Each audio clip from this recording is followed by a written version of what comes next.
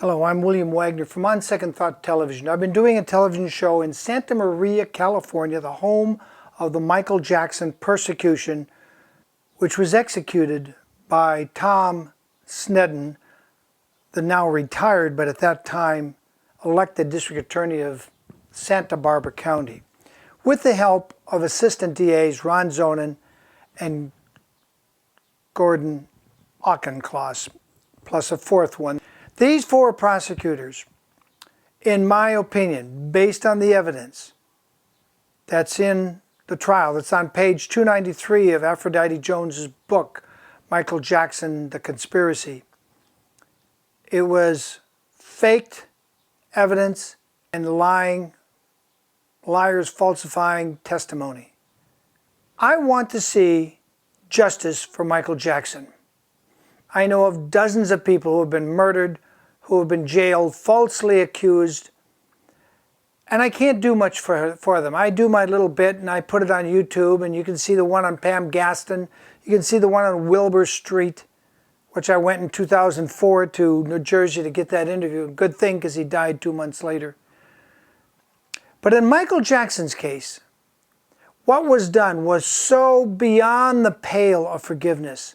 It was premeditated, calculated persecution of a man who brought joy to millions, tens of millions, if not hundreds of millions of people around the world, from all different cultures, all different ages. I'm not a Michael Jackson fan, and I tell people that up front. I did kind of like the Jackson 5 many decades ago. But what I've seen happen here in my county, where I live, where I myself have been persecuted, is beyond the pale of forgiveness. To quote Aphrodite Jones in her book, page 293, if I may look that up here, all the while presenting a bunch of junk evidence and false testimony.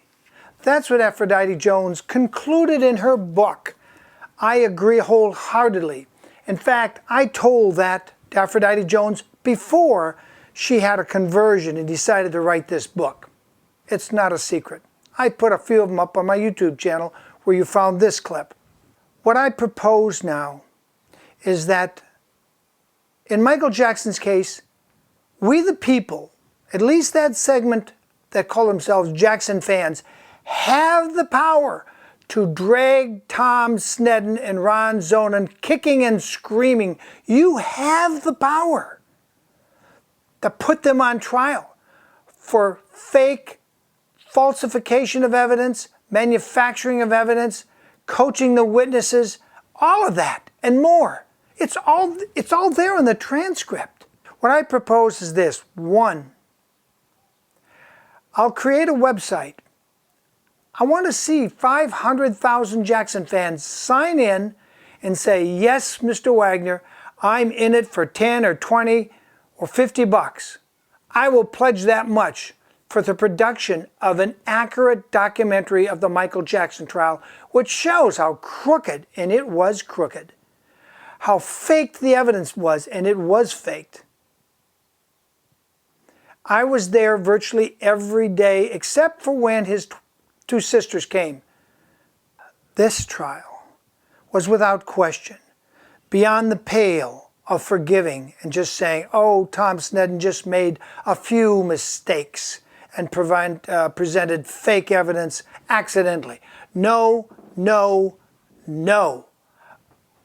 In my opinion, and I've watched hundreds and hundreds of trials. It's my hobby. It's what I do to catch corrupt judges and people in the judicial system and in government. I go to trials where nobody's there but me and the parties involved. Michael was a victim of malicious prosecution, and as Aphrodite Jones said in her book on page 293, faked, crappy evidence, false testimony. And the witnesses were caught day after day, but the national media did not report that. When Tom Mesereau, the chief defense witness, and Susan Yu and Bob Sanger would grab those witnesses and make them cough up the truth against their will, including June Chandler. They didn't report that. I did. I reported that on my show, but it was just local. Now through the magic of YouTube, I can reach all of you people all around the world that used to come to my website blog and see what I wrote daily about the Jackson trial. Number one, I want to create a documentary. Number two, you the fans have the power to fund it. There's nobody in the mainstream who's going to fund this. They wanted Michael Jackson to be beat up. They wanted him to look guilty. But you the fans, say there's 1 million of you out there that still have $10 or $20 or $50. I don't want anybody to give 1,000 or 10,000. I don't want anybody to be the big shot that I financed the documentary. I want it to come from all the fans. So all the fans take credit. They all take credit because you're going to be the producers, actually. You're going to finance it. I don't have the money. It costs me every week hundreds of dollars to produce the show I do, which I do out of my own pocket because I'm commercial free. Or if the DA won't do the job, we the people can form our own special grand jury. I'd like to see lots of Michael Jackson fans on that special grand jury, as well as those that aren't Michael Jackson fans.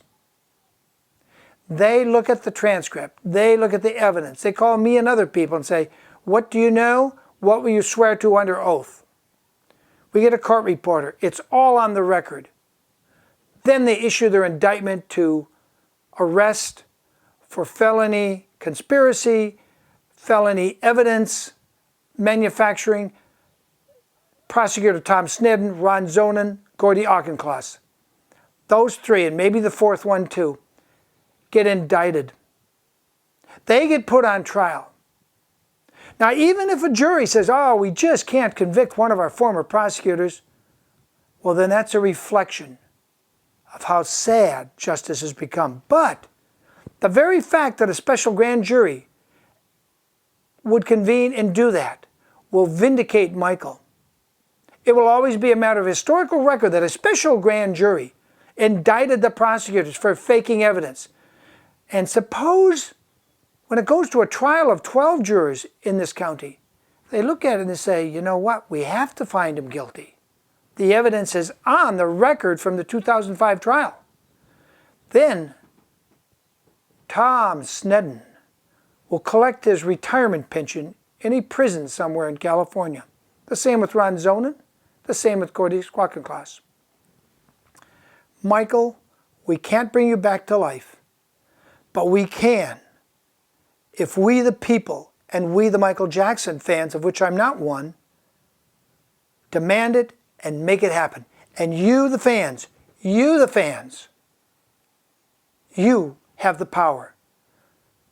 I cannot believe out of 1 million or 10 million fans out there, say there's 10 million of you still left. If only 10% of you have a job, have some income, and can donate $10 or $5 or $50, we can fund this thing. We can pull the money together. My proposal is this. First, I put up the website. If I see the pledges are there, 5 million or more worth of pledges, 500,000 people pledge $5, $10, $20, $50, whatever they can really afford without hurting their budget, without really feeling any pain. I don't want anybody to feel pain to bring Tom Snedden to justice. And think of the joy if you put this rotten, corrupt, arrogant prosecutor, who once was a good prosecutor, and he did put bad people in jail, but he soured and became totally corrupted to the point where he had to put Michael in prison no matter what. He had to take him down. And it was humiliated in the effort. Imagine the joy if Tom Snedden does go to prison for faking evidence and indirectly causing the death of Michael Jackson by putting him under so much stress for so many years. He literally fled the country. And wisely, because Tom Snedden hadn't given up yet. He still was looking for a way to get Michael. One, I'll put up the website. 2, you guys sign up and pledge what you will. If I see the pledges are there, I'll do what we call a money bomb day, like they did for Ron Paul, where he raised $8 million in a single day from small donations small non-corporate donations. We could do the same thing for Michael Jackson. We could raise $5, $10, $12 million in a single day. That's it. It's up to you. It's William Wagener. Hoping I've given you second thoughts. And I'd like to see justice done in this case, because there's so many cases where there's no way I can raise the money to get justice for people who've been wrongly done in by the criminals who run the legal system. I'm William Wagener.